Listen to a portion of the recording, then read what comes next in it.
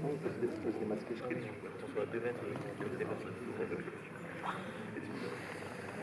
entend mieux comme ça. Bonjour, merci d'être venu. Bon, il y a un constat, je disais à l'humanité, il y a plus de spectateurs que de spectatrices. J'espérais inverser la vapeur en montant le Michio Fushi en décembre à Noël, je pense que c'était le bon moment, mais bon, peut-être que les dames sont parties faire des courses. Non, pour aller vite. Pardon.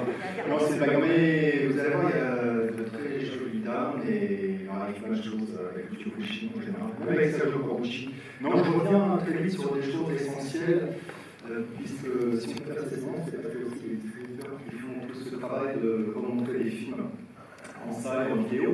Et le grand silence, on vous a présenté la fois dernière, au mois de novembre, comme je vous l'ai annoncé, va ressortir donc, en février-mars, à la fois en vidéo chez Studio Canal, en collection Make My Day, dans une très belle édition avec plein de bonus, et aussi en salle avec les Actiens.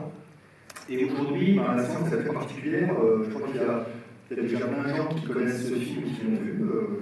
Je serais curieux de voir qui l'a déjà vu ce matin dans la salle. Non, pas plus que ça. Pourtant, tous les DVD, tous les Blu-ray écrits par le Chat qui fume, qui est un éditeur vidéo qui fait un travail formidable de son épuisé. Il m'a confié quelques exemplaires pour la petite boutique du DVD qui ne vend même plus, parce qu'il ne fait plus que du Blu-ray. Et en fait, moi je vous dis tout ça parce que c'est sans eux, on ne pourrait rien faire, et la petite boutique aussi qui est là dans le hall, je peux la faire grâce à la petite Potemkin, à des éditeurs comme Kamasa, comme Carlotta, le Chat qui fume. Et ça fait plaisir. Il y a aussi à chaque séance, on a invité, et puis quand on peut en parler sans rapport avec Oricon ou le sujet du jour, des petits objets pour prolonger le moment. Et aujourd'hui, nos deux invités, Gérald et Romain, avaient commis un premier livre autour de Mario Bava. Et moi, je les ai invités parce que sur Fuji, je ne sais pas grand-chose. Donc, après le film, je pense qu'il y a plein de choses à leur demander. Et ce film, on l'a choisi quand on a commencé à réfléchir au projet du Ciné-Club Moyen cet été. Je savais pertinemment, je voulais l'inscrire dans une thématique qui venait juste après le PIF, donc qui est le Paris International Film Fantastique, qui vient de se finir au Max-Linder, et ce film que j'ai choisi aussi avec l'équipe du PIF. Et parce que le Morricone, on l'attache à des évidences comme Léon, c'est ce qu'on veut essayer de dépasser ici, on en montrera, je vais vous annoncer aussi tout à l'heure les prochains rendez-vous de 2022. Mais en fait, il y a une carrière tellement éclectique qu'on oublie de l'attacher à certains réalisateurs. Je vous remercie aussi sur la musique que vous entendiez en attendant la séance, c'est autour des films de Dario Argento.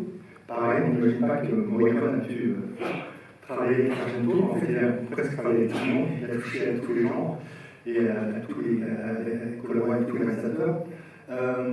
Très vite, vous dire aussi que donc, si vous ne restez pas pour la discussion qu'il y aura après, les prochains rendez-vous de 2022. Alors ils sont liés, c'est un hasard aussi, j'en profite, notre premier invité c'était Stéphane Lerouge qui était venu parler de son travail sur l'édition du coffret Morricone qui était vraiment un sommet. Le deuxième coffret est en route, ça va être trop tard pour Noël, ce sera pour vos étrennes, il va sortir au mois de janvier. Et il se trouve que dans le prochain coffret, il va s'attacher à d'autres réalisateurs phares dans la carrière de Morricone qui ont décédé des musiques qu'on n'avait pas l'habitude d'entendre. Et le hasard fait que le film que j'ai choisi, voilà, sont dans le coffret. Donc le numéro de janvier, il sera autour de 100 000 par an de Philippe Perrault. L'invité, ce sera Vincent Perrault, donc un animateur, documentariste, c'est quelqu'un qui est sur les ondes d'RTL depuis des années, qui est un passionné de musique de film, qui avait fait un très beau documentaire sur la période française de Morricone, c'est lui qui viendra parler de ça au mois de janvier. Au mois de février, c'est un peu une carte blanche parce qu'il est venu spontanément vers nous. Le réalisateur Nicolas Boukrieff a été un peu touché par cette envie de refaire découvrir Morricone. Vous avez fait toute une liste. Et donc là, on aura une copie, pareil, qui est un film un peu dur à montrer en salle, et qui aurait pu être là ce soir aujourd'hui. Un film fantastique, c'est L'Hérétique. Donc l'exorciste de John Boorman. On devrait avoir une copie 35 mm, là j'y travaille. Donc on l'annonce, on l'aura. Et au mois de mars, là aussi je suis très content. C'est c'est quelqu'un avec qui on n'imagine pas que quelqu'un ait pu collaborer. Et c'est une de ses toutes dernières collaborations. On se souvient de son Oscar pour Tarantino et le Salopard. Ce sera Christian Carillon, donc un des rares réalisateurs français récents qui a collaboré avec Moïcom, qui va justement nous parler de ce travail-là, autour de son film En manifeste cycloplanète, un film autour de l'Exode, pendant la Deuxième Guerre mondiale, que j'ai découvert récemment, qui est vraiment fabuleux sur toute la mise en scène. Et dedans, vous retrouverez Auguste Dib, qu'on a revu récemment dans une vie cachée de Terence Malick. Et allez, je vous donne ce quatrième, puisque je parle de Terence Malick. Au mois d'avril, il y aura les moissons du ciel. Voilà. Je m'arrête là. Je vous laisse parler un petit peu, dire quelques mots. Si je dis pas la bêtise, si on y arrive, il y aura à la fin du film quelques images autour de Fuji, pour lancer la conversation tout à l'heure. Je suis très content de vous avoir, je pense que je vais apprendre plein de choses. Sur le film que vous allez voir, comme j'ai envie de dire un peu comme Corbusier, Le Grand Silence, il s'inscrit vraiment dans son époque qui est foisonnante, les années 70. Et vous allez voir, comme plein de films italiens de cette époque-là, c'est des coproductions qui se tournent un peu partout avec un casting international. Voilà. Je vous laisse en parler. Donc Gérard ici et Romain à côté. Et puis donc voilà, si ça vous intéresse, un autre maître italien avec qui Moïcom aussi collaboré, c'est Mario Bava, qui avait écrit un premier livre. Il est en vente là aussi, pareil, c'est un petit cadeau de Noël pas cher, on vous fait un très beau tarif. Si vous voulez le lâcher, le casser. Merci beaucoup d'être là. Merci Marc. Bonjour à toutes et à tous. Merci d'être venu un dimanche matin pour voir Le Vin de la Peur, un film assez ésotérique qui effectivement vous laissera aussi nimber dans une atmosphère à la fois de rêve et aussi de cauchemar, on l'espère. Surtout de cauchemar, oui. Lucio Fulci, c'est le deuxième film de la période de Giallo de Lucio Fulci, donc, qui était un réalisateur qui, à l'époque, venait d'abord de la comédie. Il avait tourné avec le grand comique Totò. Il avait aussi fait les Musicarelli, donc ce que nous on a appelé les films jukebox, en fait, qui était l'ancêtre des vidéoclips avec des films qui étaient à destination principalement de la jeunesse. Et puis Fulci, à cette période, en fait, à la fin des années 60, début des années 70, entre dans une période financière extrêmement difficile. Il perd sa femme aussi, qui décède à ce moment-là, et qui détenait en fait toute leur fortune. Donc Fulci n'a plus du tout d'assise financière, et plutôt que de se dire je vais jouer la sécurité et continuer sur la comédie, décide de véritablement faire ce qui lui tient à cœur. Et ce qui lui tient à cœur, c'est d'entrer dans une période créative, à la fois visuellement, thématiquement, et aussi d'aller vers le genre du thriller, parce que le giallo, comme vous le savez peut-être, donc vient pardon, des livres Mondadori qui ont commencé dans les années 20. Fulci lui-même est né en 1927, donc c'est avec ce désir véritablement d'avoir de mettre à l'écran toute la culture littéraire qui est la sienne, parce que Fulci était quelqu'un de très cultivé et aussi de mélomane, que vous allez l'entendre juste après nous.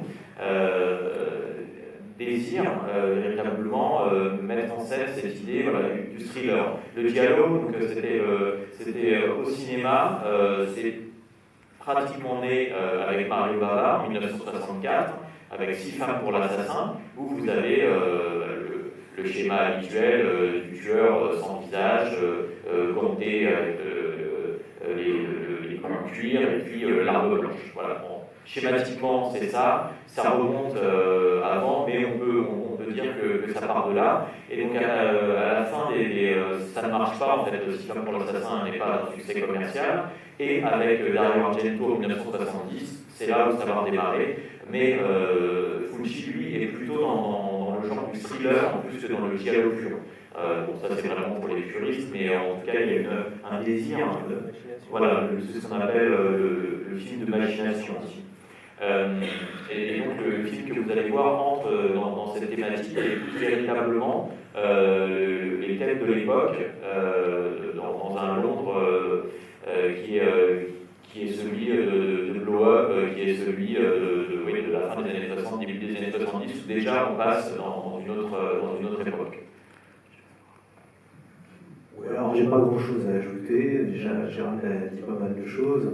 Revenir sur Mario Bava, effectivement, si pour l'assassin, c'est un peu le maître étalon ce qu'on appelle le giallo. Alors en France, le giallo, c'est le tueur ganté, la lame, le chapeau, le visage caché, etc. Pour les Italiens, le giallo, c'est beaucoup plus large, c'est vraiment les thrillers, une histoire policière, ça va un petit peu plus loin, quoi. Donc là, c'est un film qui mixe un peu le giallo à machination, c'est-à-dire un truc un peu à la Hitchcock, avec il y a un soupçon de soupçon, si je puis dire,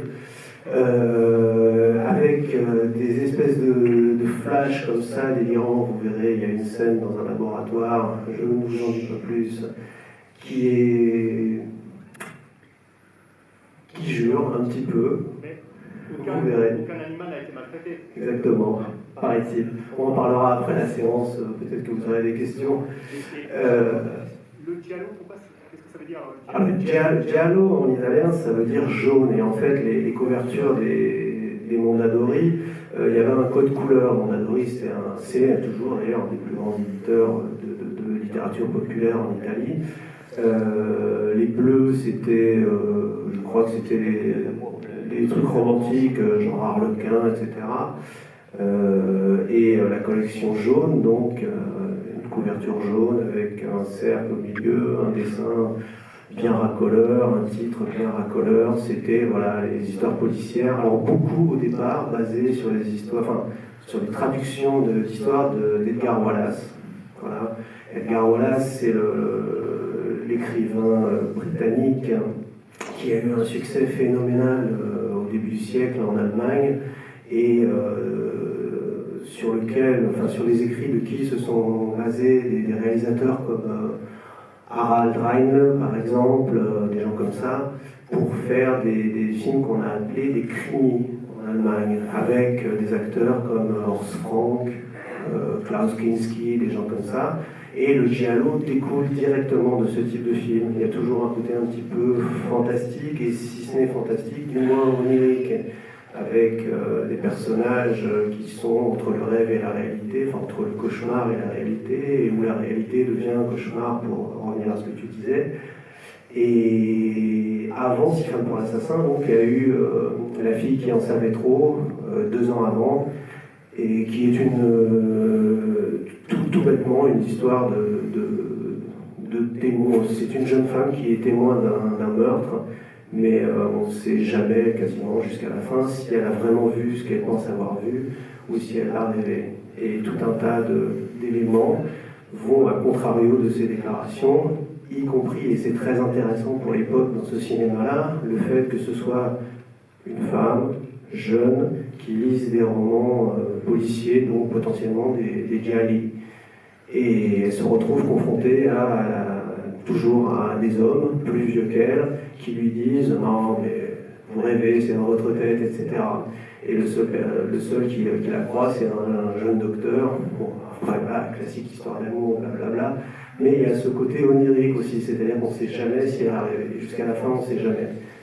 Et pour rebondir sur ce que tu disais sur la volonté de Fulci de faire des films qui lui plaisent plus que de l'alimentaire, il continuait malgré tout à faire des comédies, mais des comédies très franchement difficiles à regarder en même temps. C'est-à-dire que le film qu'il a enchaîné après ce film, c'est un film qui s'appelait L'Obsédé, voilà, Obsédé malgré lui, qui est une espèce de sexy comédie mal gaulée, vulgaire, filmé en 3 jours avec 3 francs 6 sous, des acteurs qui n'y croient pas. Enfin, et voilà, quand vous aurez vu le film, si vous avez l'occasion de trouver L'Obsédé malgré lui, c'est pas évident à trouver. Clairement, on se demande si c'est le même réalisateur. Et pour terminer, je dirais que les musicarelli dont parlait Gérald, ce n'était pas que des films scopitones, il y avait aussi un côté politique, entre guillemets, c'est-à-dire que c'était sociétal plus que politique, effectivement, et l'un des acteurs principaux de ces films, dans 3, je crois, ces films, c'était Adriano Celentano, que nous, voilà, alors pour nous c'est le Elvis italien, mais c'est quelqu'un qui a toujours été engagé très à gauche, quelqu'un qui, du fait de son poids dans la musique populaire italienne, a une grande écoute encore aujourd'hui. C'est quelqu'un qui, pendant les années de plomb, pouvait dire par exemple à peu près tout ce qu'il voulait, sans être inquiété, ni par l'extrême gauche, ni par la pseudo-extrême gauche, ni par l'extrême droite. C'est quelqu'un qui a toujours eu une liberté, qui a toujours eu des convictions politiques très fortes, et qui les a toujours assumées. Et déjà à cette époque-là, quand il tournait dans des films Scopitone, il était dans cette logique-là. Donc le public auquel étaient destinés ces films, qui étaient des jeunes, on peut aussi penser que de la part de Fulci, souvent qualifié d'un art de droite, à l'instar de Michael Winner, qui filmait aussi le Swinging London avec un côté très désillusionné comme ça, on peut penser que Fulci avait cette volonté de faire passer quelque chose quand même malgré tout à travers ces films-là. Ce qu'on ne retrouve pas dans ces films purement alimentaires, sexy comédie, voire limite poil, clairement, avec Edwige Fenech, etc., des années 70, où c'est vraiment la désillusion. Voilà. J'espère avoir été trop long. On va regarder pour tout à l'heure. Non, mais merci, c'est parfait. Parce que vous allez voir qu'il y a plein de choses qui s'annoncent dans ce film. À tout à l'heure. Bonne projection, à tout à l'heure.